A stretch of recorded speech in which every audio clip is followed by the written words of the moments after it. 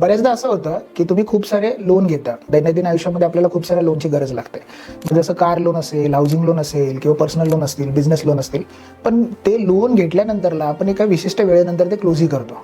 Problem इथे होतो की ते लोन क्लोज झाल्यानंतर त्याचं फोरक्लोजर लेटर घेतलंय का तुम्ही, आणि त्यानंतरला ते जे क्लोज झालेलं लोन हे तुमच्या सिबिलमध्ये अपडेट झालंय का नाही हे चेक करावं लागतं.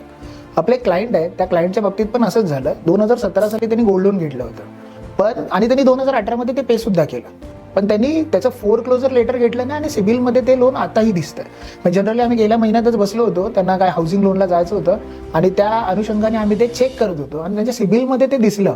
ते शॉक झालं की 2017 पासून माझं लोन जे क्लोज झालंय पण ते सिबिलमध्ये दिसतंय. त्याच्यामुळे त्यांचा सिबिल स्कोर आहे ना हा ग्रो झाला नाही. आणि आता ज्यावेळी ते हाऊसिंग लोनला जातात त्यावेळी त्यांना अडचण तयार होतात. त्याच्यामुळे जर तुम्ही सिबिल स्कोर आणि सिबिल रिपोर्ट जर टाइम टू टाइम चेक केला तर तुम्हाला भविष्यात लोन भेटताना सोपं जाईल.